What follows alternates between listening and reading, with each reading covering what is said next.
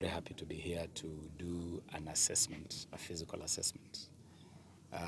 And from the look of things here, looking around this stadium, looking at the work that has gone on here, and obviously colossal sums of money have been spent here, it just confirms what this government is saying, what the government led by His Excellency William Ruto and the Ministry of Youth Affairs, the Arts and Sports is saying. And we are saying that we cannot develop facilities haphazardly. Facilities are not supposed to be developed haphazardly. Ukiangalia huu uwanja, you can just see the face of haphazard. If you ever wanted a physical manifestation of haphazard, if you ever wanted to see the meaning of mayhem and confusion, okay, then you can see it around this Bomet County Stadium. There's confusion here. There is a total lack of coherence, total lack of planning, total lack of any foresight or deliberate effort to have a coherent plan. And that is why, as a Ministry of Sports, we have announced that all future sporting facilities, all future stadia, will only be developed in the context of a master plan, a coherent master plan. A master plan that tells the people of Kenya, where are we doing what? How are we doing it? At what cost are we doing it? For what purpose are we doing it? So that you know exactly, if you are going to come to this site to complete the Bomet County Stadium, then you will see a plan in advance, a coherent plan in advance that tells you exactly what we want to do here, how we want to do it, at what cost, and for what purpose. I'm glad that we are at a very advanced stage of finishing that master plan, and very soon we'll be announcing to the people of Kenya the master plan for developing sporting and art facilities for the whole country. This is not just for Bomet, that is a master plan for the whole country. It's a national master plan. And that is being done, of course, within the policy context of this administration. And every Kenyan should know that we have now shifted from Big Four to bottom-up economic transformation agenda, or better. That is now what we are implementing under the leadership of His Excellency President William Samoei Ruto. Bottom-up economic transformation agenda, BETA, or just better. And better is about developing the whole country. Better is about giving an opportunity to every Kenyan from the bottom. Better is about lifting the status and the living standards of all the people of Kenya. That is what better is about. And it is in the context of better that this ministry is also launching the Talanta Hela program. Talanta Hela is about discovering the talents of our people, developing those talents, and monetizing those talents, commercializing those talents, turning those talents into pesa mfukoni, pesa in the pockets of our talented people, but also contributing to the economy, contributing to the GDP. That is what Talanta Hela is about. And Talanta Hela is targeting sports, it's targeting the arts, be it music, film, theater, fashion, pageantry, all those activities under the arts is part of the Talanta Hela program. And I'm very happy to announce that His Excellency the President will be officially unveiling the Talanta Hela initiative on Thursday next week, the 16th of March. And after that, we'll be rolling out multitude of activities across the length and breadth of the country. Governor has promised me that Bomet is going to produce half the national team Harambee Stars after we are done with Harambee, with the Talanta Hela. And so don't be surprised when the top striker in the next Harambee Stars is a Cheruyot from Bomet County. Yes. Yeah. And I don't doubt Governor, because I know that Bomet is a cradle of talents. Bomet is a cradle of champions, and a lot of champions have come out of this county. And we believe indeed that every part of Kenya has something to offer. Every part of Kenya has got talent, which, if given a chance, will contribute to making this country even a bigger sporting power than it is today. And so we are happy to be in Bomet today, and we are happy to announce and to confirm that we are going to redevelop. We are going to redevelop Bomet County Stadium. Do we have timeline for that? We are going to redevelop this stadium, not haphazardly, as has been done previously. We are going to redevelop it as part of a comprehensive, coherent national master plan for Stadia, for facilities to support sports and the arts.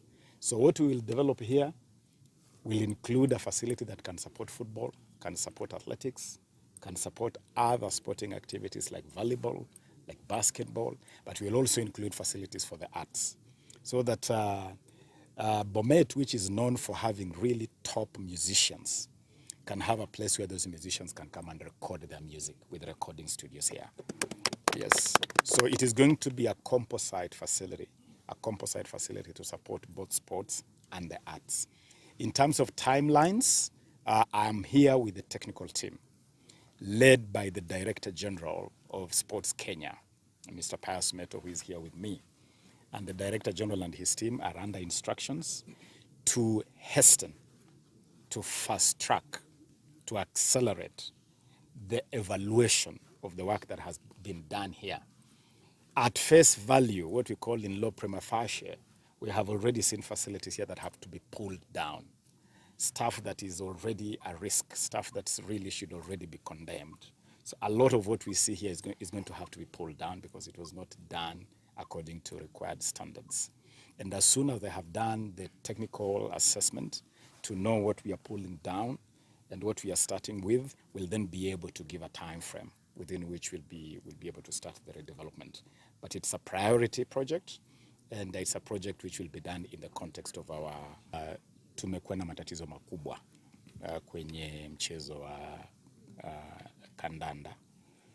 Mnavyofahamu ya kwamba pindi tu nilipoingia afisini nilipata hali ambayo Kenya tayari ilikuwa imefurushwa kwenye mashindano ya ulimwengu na shirikisho la kandanda ulimwenguni FIFA. Na kibarua changu cha kwanza kilikuwa kushughulikia swala hilo ili Kenya iweze kurudishwa kwenye hali ya kushindana ulimwengu, na niliharakisha sana. Kabla ya mwezi mmoja kukamilika ofisini, nilikuwa tayari nimekutana na rais wa kandanda ulimwenguni Gianni Infantino, tukaafikiana Kenya kurejeshwa na Kenya ikarejeshwa. Nilitaka shughuli za kandanda zirejee kwa sababu ninajua Wakenya wengi sana wanategemea kandanda. Wakenya wengi hununua unga kwa sababu ya michezo ya kandanda. Unapofunga kandanda umeumiza Wakenya wengi sana. Kwa hivyo furaha yangu ni kwamba tulirudisha hali hiyo, lakini bado kuna shida kubwa kwenye mchezo wa kandanda. Bado kuna matatizo kwenye mchezo wa kandanda. Na mimi nawahakikishia Wakenya kwamba kuna mikakati. Unajua uweze suluhisha shida ya miaka mingi kwa siku chache. Na tunataka tuwe na mpango maalum, na huo mpango tuko nao. Kuna matatizo mengi, kuna matatizo ya ufadhili, kuna matatizo ya kuwajibika, kuna matatizo ya jinsi ligi mbalimbali zinavyoendeshwa. Ni matatizo ambayo tunayashughulikia kwa njia inayostahili. Na bila shaka teams kama vile APS Bomet ambazo zimekuwa na matatizo. Kuna hata timu nyingine kule mashinani kule kwenye kaunti yangu ya nyumbani Busia, Maenje, Santos. Kuna timu kadhaa ambazo ziko kwenye hali kama hii. Ujumbe wangu ni kwamba ni masuala tunayoyashughulikia katika harakati zetu za kulainisha mchezo wa kandanda kwa jumla, na yatalainishwa bila shaka. Riadha wakishastaafu wameishi kwenye hali ya umaskini sana, wamekufa kwa hali ya kutatanisha, hawapewi nafasi yoyote ya kuchangia taifa hili baada ya kustaafu. Mwaka uliopita nilikuwa hapa kwenye kaunti jirani ya Kericho nikimzika mzee wetu mkongwe Chumo Kipkurgat. Wilson Chumo Kipkurgat ndiye Mkenya wa kwanza kushinda medali kwenye michezo ya Olimpiki kule Tokyo mwaka 64. Lakini amekufa kwa hali ambayo haikuonyesha ile hadhi ya mwanariadha aliyetia historia ya kushinda medali ya kwanza kwa taifa hili kwenye michezo ya Olimpiki. Na kuna wengi kama ambao unaweza ona maisha kama hayo ya huyu mkongwe Wilson Kipkurgat ambaye sasa yeye ni marehemu. So serikali hii imetambua kwamba lazima tuanze kuwatunza wanariadha wetu kwa njia bora zaidi.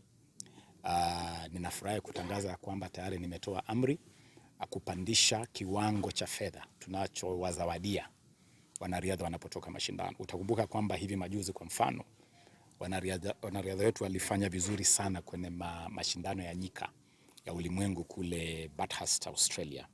Na waliporudi niliwapokea mimi mwenyewe, niliwaandalia karamu, tukaketi pamoja na nikatangaza kwamba tutachelewesha kiasi zile fedha za kuwazawadia, kwa sababu nimeona kile kiwango ambacho wamekuwa na wazawadiwa ni kiwango cha chini sana ukilinganisha hata na mataifa jirani kama vile Uganda, Botswana.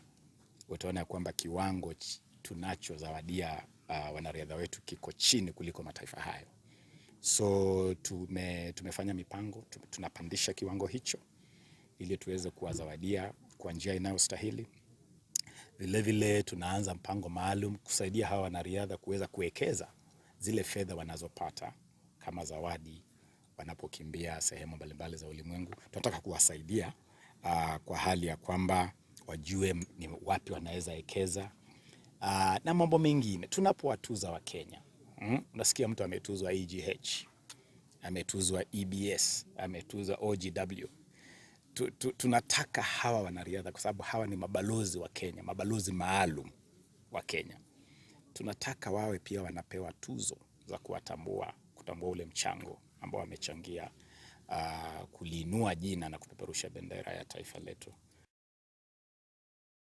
Leo tuko na furaha, tumekuwa na wageni kama kaunti ya Bomet. Tumetembelewa na waziri wetu in charge of sports, Mheshimiwa Namwamba. And the main reason why he's here today is a follow-up of what we requested the president, and he promised that he will do it for us. I know the stories about this stadium have been on for a while, from 2014 all the way we are in 2023 and it is incomplete. So we made a special appeal to our president, and he actually promised that the national government will assist us to complete this project. All of us are aware that as counties we have very scarce resources and we have so many competing priorities. So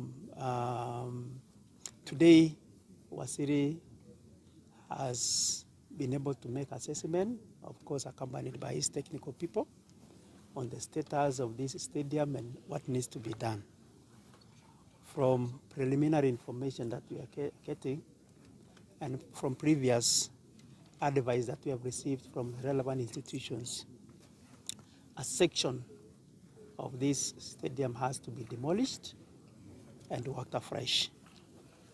There are slight adjustments also that we need to make in terms of designs, so that we can improve on the safety, because we don't have a facility. We don't want to have a facility that will expose our people to dangers.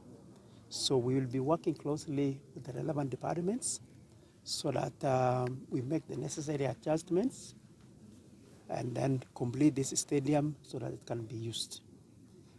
What we are expecting as Kenyans, not only as Bomet, is a facility that meets the international standards, because we want to believe that in the near future, few years to come, Kenya will be hosting international games like African Cup of Nations and even the World Cup.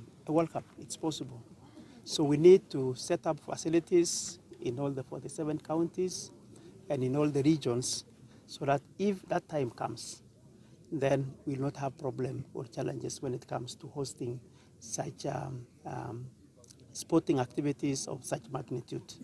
Otherwise, as Bomet, we want to appreciate the gesture that has been extended to us by the President through the Ministry of Sports.